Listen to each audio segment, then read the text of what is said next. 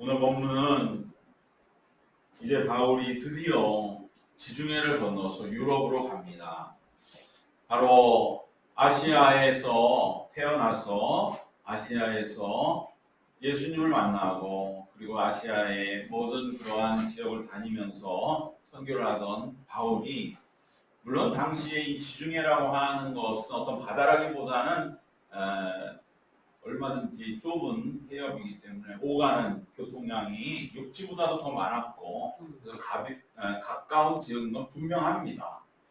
그렇더라도 바다를 건너서 다른 지역으로 간다고 하는 것은 굉장히 또 뭔가 다르게 여겨지는 것이고, 옛날에 배를 탄다고 하는 게 어떻게 쉬운 일이었겠습니까? 그 옛날 정말 뭔가 하나 보장되는 것도 없는 그러한 시대에 배를 타고 육지를 건너서 이제 오늘날 우리가 보는 유럽, 그리스로 이제 들어가는 것이죠. 그 전까지는 터키와 튀르키예죠. 지금으로 말하면 튀르키예로 나라 이름 바꿨지만 아시아에 있던 바울이 유럽으로 건너가는 겁니다. 그러니까 원래 기독교는 아시아에서 배경을 하고 있었던 것이라고 말할 수도 있을 것입니다. 이제 빌립보로 가는, 바로 유럽으로 가서 처음에 사모드라게 섬을 지나 네아폴리로 가서 거기에서 조금 들어가서 빌립보로 들어가는 그 곳이 오늘 말씀 12절에 보면 이는 마게도니아의 첫 성이요 또 로마의 식민지라. 그래서 이 마게도니아의 첫 성이라는 의미가 첫 번째가 아니고 가장 큰 성이라. 그러니까 마게도니아의 중심지가 빌립보였다는 것입니다. 자, 그러면 이제 참으로 낯선 장소에 들어간 이 바울은 어떻게 해야 할 것인가? 이 빌립보에는 아직 유대인들이 많이 살지 않고, 유대인들은 항상 모이면 제일 먼저 회당을 만들고 회당을 형성하는데 아직 회당도 없는, 그래서 바울은 항상 가면 회당에서 처음에 시작을 했는데 회당도 없는 그러한 낯선 곳에 이방인으로서 모습을 드러낸 것입니다. 무엇부터 시작해야 할까? 그러나 바울 일행은 그러한 막막함에 사로잡히지 않았고 원래 그들이 평소에 행하던 대로 그대로 안식일이 되었을 때 참된 안식인 바로 예배를 드리려고 적당한 것을 물색하였고, 그래서 그곳에서 함께 모여 예배드리고 기도하는 것부터 시작을 하게 되었습니다. 비록 소수의 일행이었지만 함께 모여서 안식일에 예배하는 것부터 시작했습니다. 13절의 말씀에 안식일에 우리가 기도할 곳이 있을까 하여 라고 하는 이 구절에서 그들이 안식일을 이제 지키려고 예배 처소를 물색했다는 말씀을 우리가 듣게 되고요. 그 다음에 문밖 강가에 나아가 거기 앉아서 모인 여자들에게 말하는데, 이것이 바로 회당은 없었지만 당시 이 빌립보에는 회당보다는 작은, 아직 회당이 되지는 못한 그러한 기도처로 추정되는 소규모의 모임이 있었다는 것입니다. 바로 거기에는 아시아에서 넘어온 사람들도 있을 것이기 때문에 그 사람들이 적은 숫자가 모여서 기도처로, 회당까지 큰 그러한 규모는 아니어도 소규모의 모임이 있었다는 것이고, 그들을 바로 사도 바울이 만나게 된 것입니다. 그래서 즉 예배에 대한 열망이 낯선 곳에서 바로 이러한 처음 만나는 전도의 대상자들을 만나게 하고 이들을 하나로 소통하게 해 주었습니다. 이처럼 바울의 선교 사역의 시작도 다름 아닌 역시 예배였습니다. 예배는 공간을 구분하고 시간을 드리고 공동체가 함께 드려야 되고 마음과 심령을 다하여 참여해야 예배가 되는 것입니다. 예배는 평소 지내던 곳에 다른 처소로 옮겨야 됩니다. 그래서 바울도 찾았던 것이죠. 그들이 묵고 있었던 숙소가 아니라 뭔가 그곳에서 다른 처소에 가서 예배로 옮겨져야 되고, 그 다음에 시간을 드려야 됩니다. 철저하게 안식일을 구별하여 충실하게 할애해야 하고, 그리고 예배는 절대 혼자 드릴 수가 없는 겁니다. 공동체로 드려야 된다. 그래서 더 어떠한 예배 공동체를 찾고, 그리고 수동적이 아니라 능동적으로 자신의 영을 열어 예배에 참여해야 하는 예배가 되는, 바로 이 평소 예배에 대한 습관이 된 모습과 믿음의 모습이 사도 바울을 자연스러운 선교의 길로 인도했고, 이것이 바로 그 자체가 예배에 대한 분명한 삶에 배어진 그 생활이 영적인 힘이 되고 영적인 파워가 돼서 많은 그러한 아직 그 신앙세계를 모르는 이들을 이끌어가게 되는 줄로 믿습니다. 그렇기 때문에 우리들도 평소에 이 예배에 대한 습관, 이것이 참으로 귀하고 중요한 것이다. 우리가 이렇게 시간을 들이고 언제 어떠한 상황에서도 예배하고, 그리고 예배를 통해서 우리의 삶을 돌아보면서 주시는 새로운 힘과 능력을 덧입고, 그리고 우리 예배 더 많은 공동체를 이루기 위해서 예배에 함께 드리며 함께 신앙의 길을 갈 사람들을 위하여 기도하고, 그들과 연결되어 소통하여 그들을 예배의 자리로 이끌면서 우리는 선교에 동참하게 되는 줄로 믿습니다.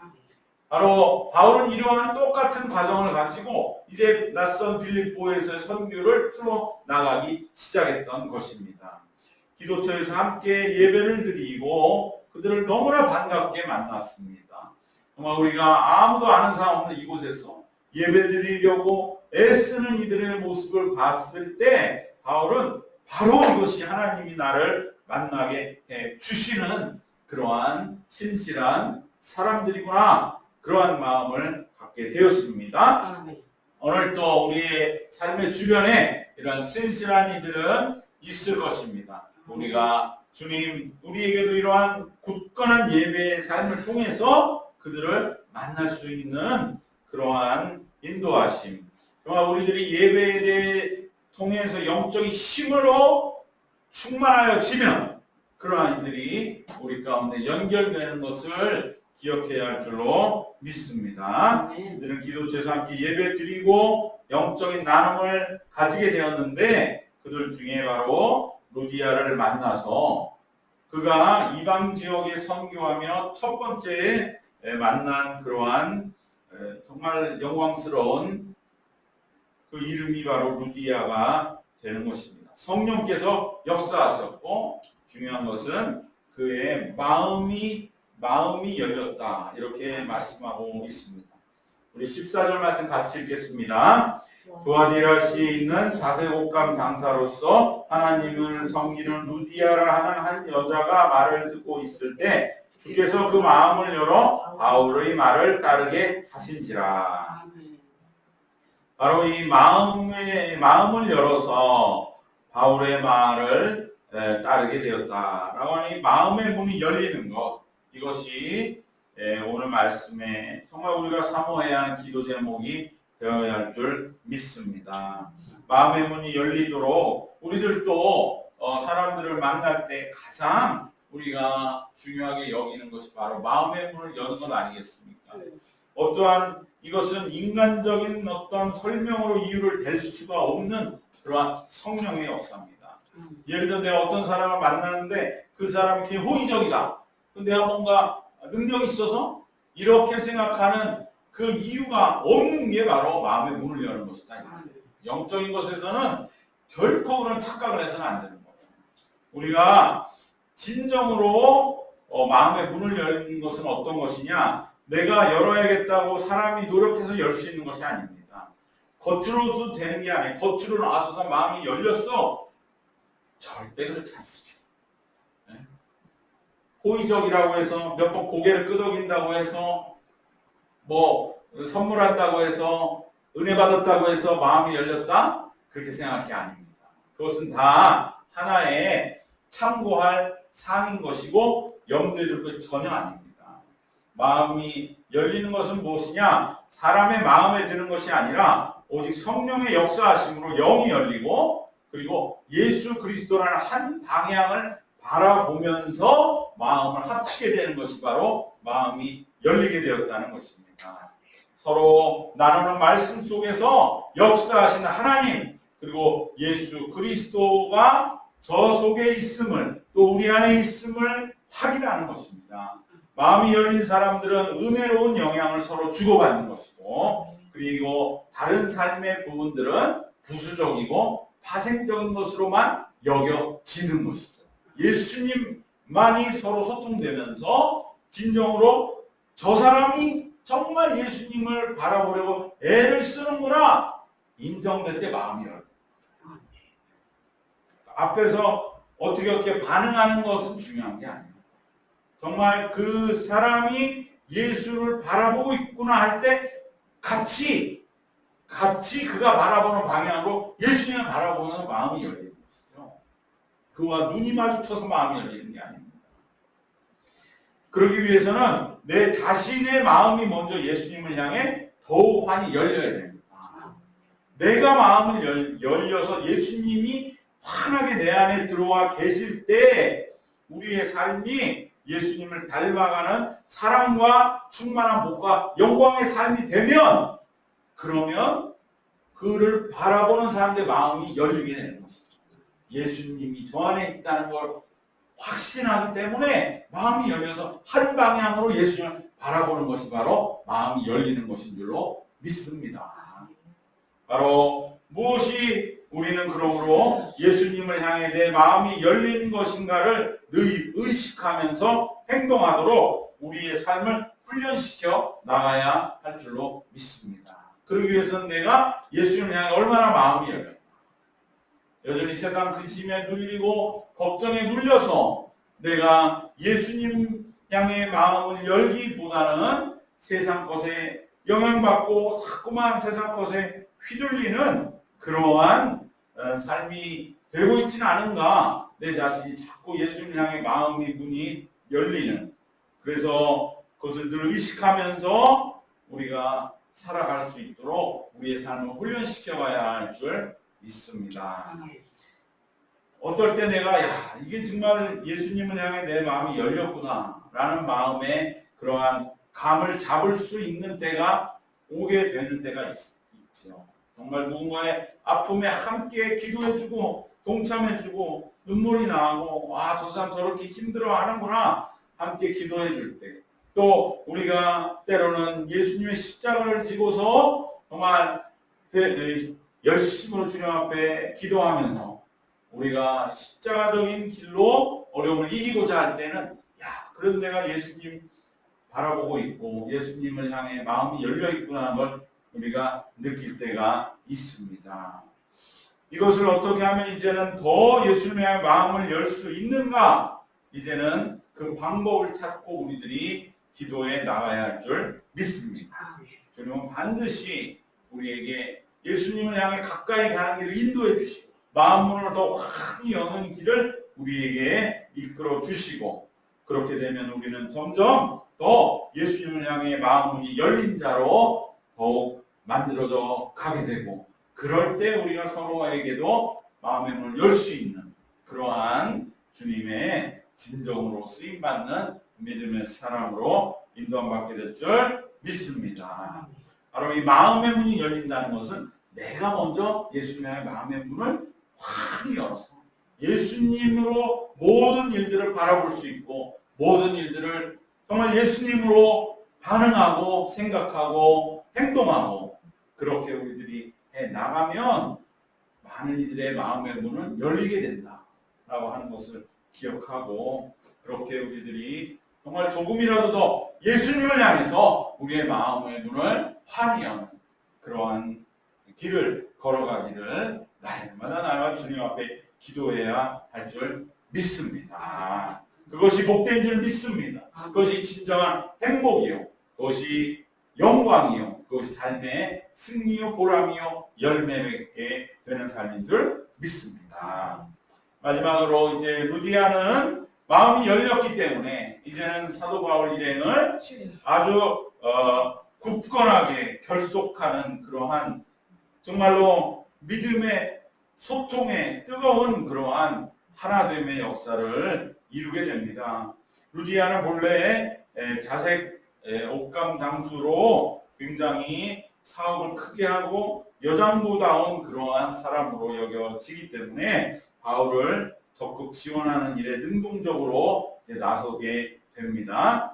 그래서 바울의 온 가족들을 세례를 받게 하고, 그리고 바울을 청하여서 그 집에 들어와 유하라 이렇게 말을 할 때 강권하여 머물겠다라고 할 정도로 아주 분명하게 권고하고 능동적으로 매듭을 지었던 것입니다. 집안 전체를 복음화하고 바울을 모셔서 더 분명하게 이제 배우고, 얼마나 배우고 싶은 게 많았겠습니까? 예수님에 대해서 처음 들었으니까 그렇게 분명하게 결단하고 있는 것입니다. 강권했다고 표현할 정도로 결단하고 확고한 길을 나서게 됩니다. 이처럼 우리가 선교할 때에 어떠한 신뢰관계가 이제 굳건하게 맺어지면 그때는 정말로 스스로를 복음의 사람으로서 변화시켜서 이렇게 강권적으로 결단하도록 권고해야 되는 때가 오는 것입니다. 이때는 정말로 확실한 그러한 응답을 가지고 하나님 앞에 나아가서, 그 대상자 앞에 나아가서 정말로 함께 신앙의 길을 걷자 이렇게 권고하는, 강권화하는 그러한 역사, 그것이 우리가 분명한 하나님 주시는 때가 됐을 적에는 그러한 단호함을 또 보일 때 우리는 영혼을 구원할 수 있는 것입니다. 바로 그 영적인 하나의 충격, 그 임팩트가 그 마음속에 남기 때문에 신앙으로 인도하게 되고 언젠가는 열매 맺게 되어지는 줄로 믿습니다. 오늘 말씀 우리가 이제 빌립보에 들어간 사도 바울의 일행이 그 막막함 앞에 뭔가 답답해하지 아니하고 영적인 그러한 분명한 자기들의 몸에 밴 습관의 길, 예배를 통해서 이제 새로운 만남이 시작된 것처럼 우리들도 이러한 영적인 좋은 습관들을 통해서 영적인 힘을 더욱더 기르는 우리가 되시기를 바랍니다. 두 번째로는 마음문을 열기 위해서 우리는 먼저 우리 자신이 예수님을 향해 마음의 문을 열어야 할 줄로 믿습니다. 우리 자신이 마음이 흐트러지면 다른 사람의 마음의 문을 열기도 어려운 것이죠. 우리가 먼저 예수님을 향해 마음의 문을 환히 열어서 정말 세상에 복잡하고 다단한 일들이 있지만 그것에 우리가 자꾸 좌우되고 흔들리지 않아요. 그것은 그냥 하나하나 해결해 나가면서 딱딱 정리해 나가고, 이거는 이만큼, 이거는 저만큼 딱딱 이렇게 분명하게 기준 잡아서 나가는 그러한 것을 세상 것은 뒤로 하고 우리는 오직 예수님만을 바라보면서 예수님 향해 우리의 마음을 열 때에 우리는 예수님 우리 안에 들어오시고, 그러면 세상 사람들이 볼 때도 저 사람과 같이 예수님을 바라봐야 되겠구나. 그것이 바로 마음의 문을 열리는 것이지, 그 사람한테 뭘 잘해주고 가서 뭐 이렇게 좋은 거를 막 해줘가지고 마음 문을 열었다. 그거는 어떠한 그 순간에 또 한정적이고 제한적인 그러한 것밖에는 되지 않는다. 우리가 예수님을 향한 뜨거운 우리 자신의 그 마음문을 여는 그 노력, 어떻게 보면 하나의 노력이죠. 훈련이고 스스로 끝없이 스스로를 정말로 당금질하는 그 모습 자체가 마음의 문을 연다. 잘 생각해 보세요. 그런 사람들이 신앙이 우리를 이끌어가고 있는 것입니다. 그처럼 우리가 정말 마음문이 여는 역사를 우리들이 마주하기 위해서는 우리 스스로가 예수님을 향해 먼저 마음의 문을 환히 여는 우리가 되시기를 바랍니다. 마지막으로 이제 때가 되면 우리는 강단 있게 정말 강권적이라고 말씀할 정도로 신앙적인 그러한 결단과 결정들을 통해서 이웃의 영혼을 붙잡아주는 그러한 이 루디아의 강권의 내 집에 머물라 라고 하는 그러한 말씀 속에서 바로 빌립보 교회는 굳건하게 세워져 나갔던 것을 보면서 우리 또 그러한 때에는 분명한 결단을 가지고 행하는 그 믿음의 길을 걸어갈 적에 우리에게도 이러한 빌립보에서의 역사와 같은 뜨거운 부흥을 맛보게 될 줄로 믿습니다. 아멘. 그러한 은혜가 우리 모두에게 함께 하시기를 주님의 이름으로 축원합니다. 아멘. 기도하겠습니다. 사랑의 하나님 감사합니다. 우리 가운데 임하여 주시옵소서. 우리가 주님을 향해 마음의 문을 환히 열었어. 우리 주님이 우리와 늘 함께 하심이 우리 속에 충만하여지고 그리하였을 적에 많은 이들의 마음의 문을 여는 성령의 역사도 우리 속에서 나타나게 될 줄 믿습니다. 아멘. 우리가 주님을 향해 마음의 문을 환히 열어 우리 주님을 모시고 언제나 우리 주님과 동행하는 남은 생이 되게 하여 주시옵소서. 아멘. 지키시고 믿사옵고 우리 주 예수 그리스도의 이름으로 기도드리옵나이다. 아멘. 아멘.